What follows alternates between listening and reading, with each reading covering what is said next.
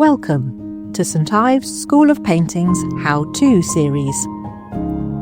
Short lessons taken from our longer online courses, designed to help you build confidence and skills in drawing and painting, one focused exercise at a time.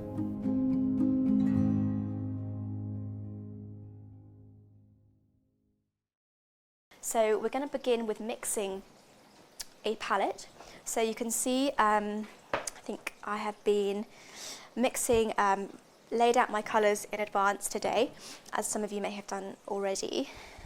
So we've got, I'll just quickly run through the palette that we've got today as we had yesterday. So we've got these base colours, which I talked about, which are quite important, essential colours in my palette. So we've got titanium white here, we've got buff titanium and blue grey, and those are the colours that I would mix quite often with some of the richer tones to dull them down or act as like a base within the work. So that's quite important. The Naples yellow, I would say, is quite a useful base-like colour too. Those four would be quite important for me. And then I said, like as yesterday, we've got these ochres and yellows. We've got yellow green, yellow ochre, raw sienna, and cadmium yellow deep hue. Those are the kind of warmer palette colours that I've got here, and those can be mixed, like I say, with some of these base colours to create some softer, more muted tones.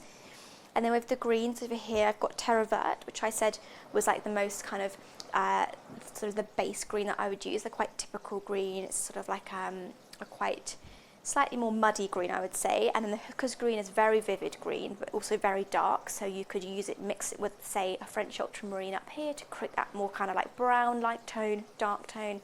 And then we've got the sap green, which is more like a leafy green. And then the Corollium blue, which is a very, very bright blue, and the French ultramarine, which is a darker hue. So those are that's the palette that we've got today, the same as yesterday. And you may have some extra colours or some different colours to what I've got, but that's fine. And as I said, if you haven't got a colour and you're struggling to mix it, do pop that in the chat, and I can talk through maybe mixing a colour from other colours to create, say, like a blue-grey as we did yesterday. So that's the palette that we've got. And I think compared to yesterday, where I kind of mixed on the go, I thought it might be quite important today to maybe start by mixing our palette of colours before we start the painting. So we're going to do, as you can see, we're going to do a painting like this again, but the orientation is going to be more of a landscape shape. Then that will be our basis towards the larger painting we'll be doing. So I thought maybe what would be a good idea is to mix a really strong palette of colours by looking at the video, maybe sort of 7 or 8 colours. We can then kind of keep going as we work throughout the painting, but just to give you kind of like a really strong basis of colours if you want to mix them along when I do them. I think that might be a really good way to start. Then we can use those colours to work on paper, then move on to the painting. So hopefully now you're going to see the video the screenshot that I showed you earlier. Yeah, great. So you can see this board beneath my 2 palettes here is going to be the board I'm working on later. But for now, you can see the my empty palette and my colours. The video you should see on the top left. And I'm going to begin by mixing a selection of colours by really looking at that landscape that we can then use in the painting. So it depends, kind of like when you see that landscape, you've got to pick out the colours that really stand out to you first, what you feel like resonates with you. And I think for me, like the variety in green hues are really standing out. And I think because of the foreground here, this kind of very leafy autumnal tones, we've got a very mid soft green just in from the right there, where we've got kind of like almost like dried grass like forms. So I'm going to start mixing quite a soft green. I'm probably going to use my more like soft white brush. So just to run through quickly again, I've got these brushes, which are the Graduate Dale & Rowney flat wash brushes, and this is a 3/4 size brush, and I've got some in half sizes. They come with a little mark you can see here saying 3/4 or half. I also often use one that's got a 16 on it. But these are the brushes that I would typically use on a day-to-day basis in the studio. And like I say, I've got a pot here, a pot that's got more of a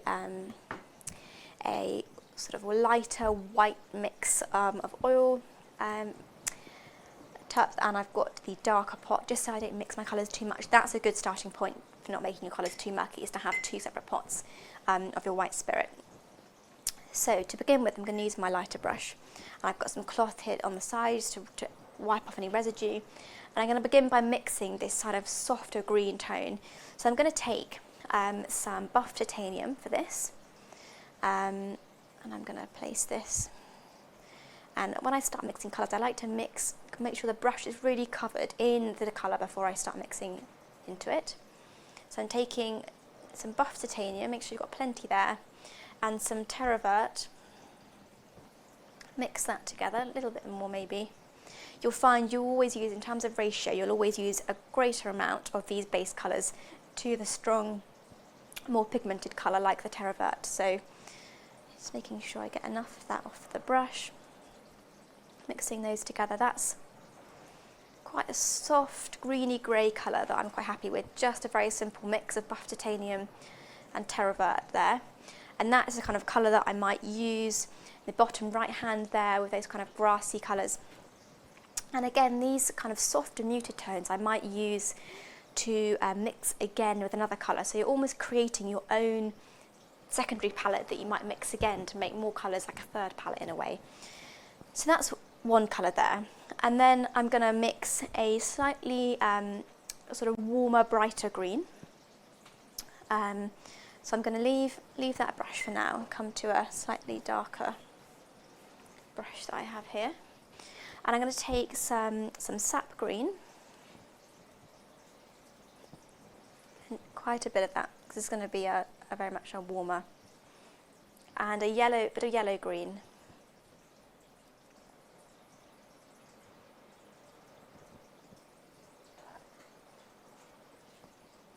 So that colour is a far more vivid green that I might use in sort of patches within the landscape, particularly maybe like surrounding the houses. There's kind of like bush-like forms that are quite this sort of colour. I could use it as a highlight colour as well. So that's like a warmer, richer green, which I mixed some sap green and some yellow green together. And then I think it's important to give an even darker green, just that I can use in areas, potentially where there's more shadow. So hooker's green would be great for this. So take some hooker's green, and you can use the residue of the other colour on your brush still. So just mix some hooker's green on the bottom here of the canvas, of the board rather.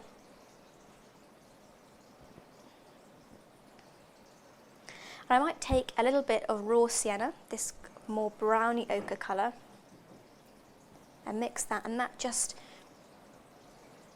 reduces the intensity of the hooker's green a little bit.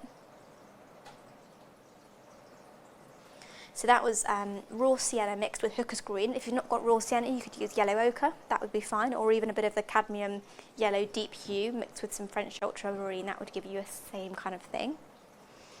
So there we've got kind of a variety in greens. We've got the very soft muted sort of sage-like green, we've got this brighter hue, and then this darker, richer tone at the bottom. I'm going to move into now some more ochre tones, which I can see across the whole of the paint of the film footage there. So I'm going to start with get my brush and just wipe this down, and I'm going to take some raw sienna.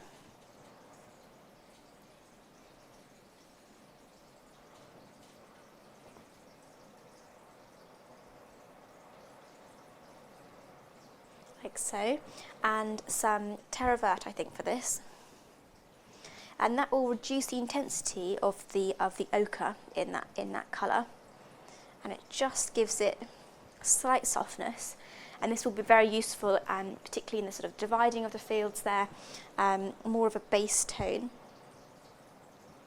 So we've got that hue there. That's a good start, and I'm going to make a slightly darker in the far left. You can see the headland is darker in tone, so we're going to take some French ultramarine at this point, mixed with some more raw sienna, or you could use yellow ochre. I might add a little bit of yellow ochre as well into that. This is creating a darker browny ochre hue. A little bit more French marine if you want to make it slightly darker.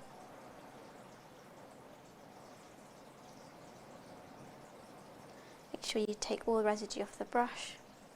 So that's a good kind of darker brown with a little warmth to it from the ochre. That's a very useful tone. So for that I use a French ultramarine with some raw sienna and some yellow ochre. And I think then I'd need to create a slightly warmer hue. This is kind of mid, I would say. This is like a darker, more muted browny sienna colour, but I'd like to create something that's a little bit warmer. So I'm just going to take the residue off my brush here a little bit and take some of this cadmium yellow deep hue, this brighter yellow at the bottom here. And don't worry if the colours kind of merge too much on your palette, because you can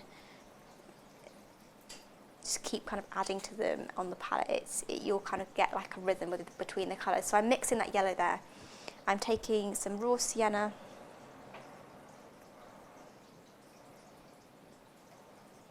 the rest of that cadmium yellow hue that I've got on the board, and that forms a brighter, more intense, warmer ochre. There we have. So that's like our greens and our ochres that we've got, and they do look a little bit more intense on screen than they are here. They're slightly more muted. So that if you're mixing yours and you think they're a little more muted to what you're seeing, that's okay. That's probably right. So I will then sort of look at the blue and grey hues that we've got. So taking my more greeny blue brush again, just take enough of that residue off there. And I'm going to mix a warmer sort of mid blue. So I'm going to take some of this blue grey here. And on my brush I've got some green residue from mixing these, which I think is always really quite nice to utilise that. Don't see that as like a disadvantage, because straight away, having mixed those two together, it's given more of a like bluey turquoise tone I can use as a base. So I'll use that as a base and add a little bit of French ultramarine, probably a little bit more than that.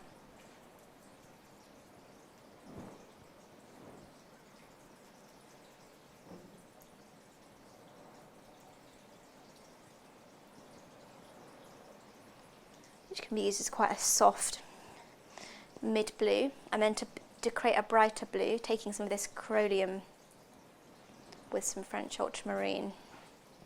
This will create a brighter, more like steep sea-like blue.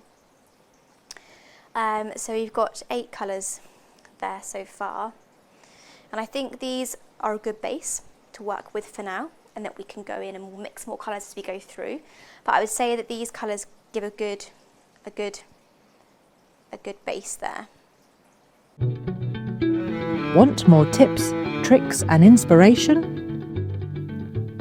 Each of the short lessons are taken from one of our full courses in our extensive online library. We have over 100 courses available for you to watch on demand. Visit our website to find out more, and hit subscribe for more creative inspiration.